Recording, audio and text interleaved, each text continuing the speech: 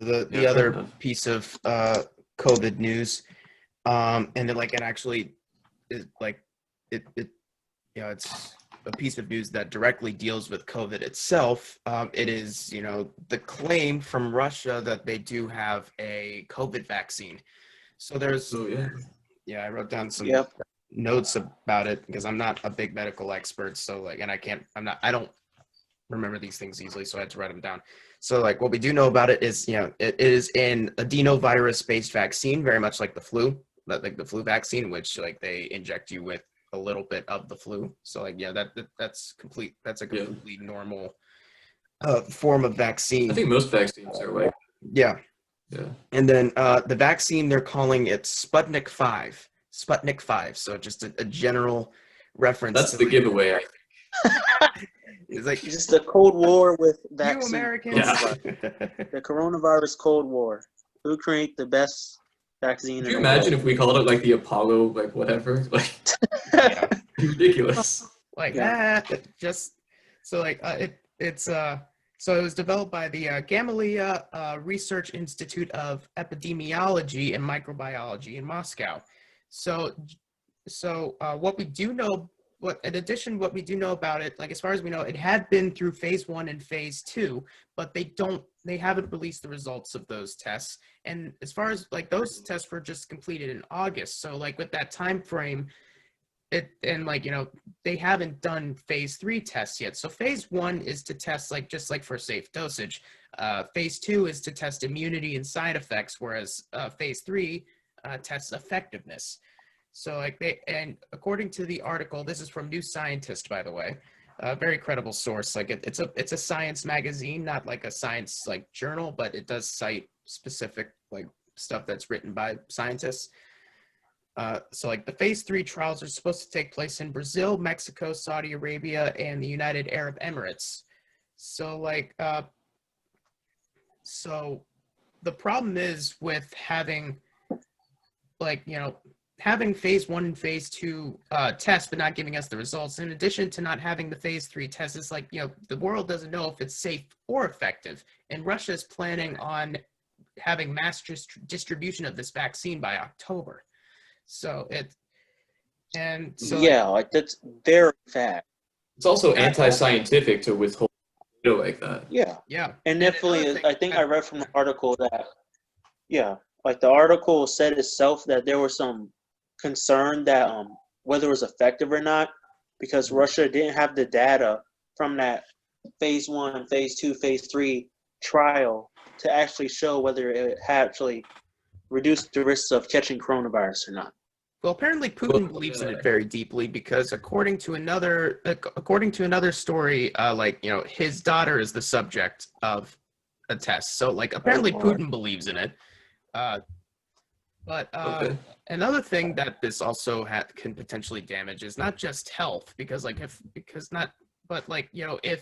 this vaccine, it's very lucky they just stumbled upon the right compound, without testing it. That's certainly possible. But if it's dangerous or ineffective, and they distribute it to the mass, to the masses of Russia. Think of what this could and this is another thing that the New Scientist article touched on was imagine the ammunition that this gives the anti-vaxxer movement.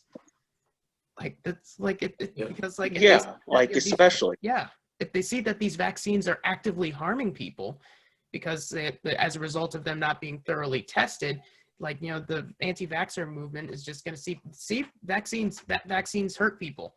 It's like it really will hurt the public discourse as far as vaccines, and the anti-vaxxer movement has gained steam in recent years, mostly because of it has taken people off. like Alex Jones, and also Trump again pulls off one of those things, and he's so good at it for some reason, where he puts out these right-wing talking points and these conspiracy theories and just generally weird shit. He's saying oh, I don't believe in this, but it's not it should be ruled out as a possibility. He on the debate stage is I'm pro-vaccine, but it just looks like sometimes they're giving babies vaccines that look like they're meant for a horse. So like they have, and that, so the anti-vaxxer movement definitely has that going for them. So I don't know, like you guys have any additional thoughts? Definitely. Here in the United States, there's been an increase with anti-vaxxer, because I know like there were some trials with Oxford in a coronavirus vaccine, and they found like up to 80% of participants had like fever and chills. So that really did push their narrative a lot. And then when I argued it, like I'm skeptical of them taking the vaccine, because it's being pushed so hard, that I feel like people are not accurately looking at the data and are kind of focusing on whether it actually helps people or harms people, rather than just, we need a vaccine, we need to get back to normal immediately. Yeah. Like, I feel like the pressure is on to like just go back to normal, rather than actually how can we help like lessen the impact of coronavirus in our daily lives.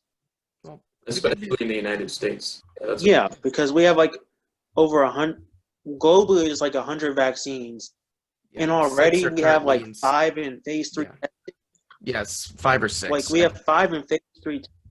Yeah, 5 or 6 in phase 3 testing, and we've been dealing with this like maybe since like it's been a November big news last since, year, but really dealing with June. this. Like not January. December of last year. Yeah, since December, you're right. Since like December, we've been dealing with the real brunt impact. But we have like phase 3 testing within less of a year, which is concerning, because the last vaccine we had, it took 4 years to develop. Yeah, it's so good.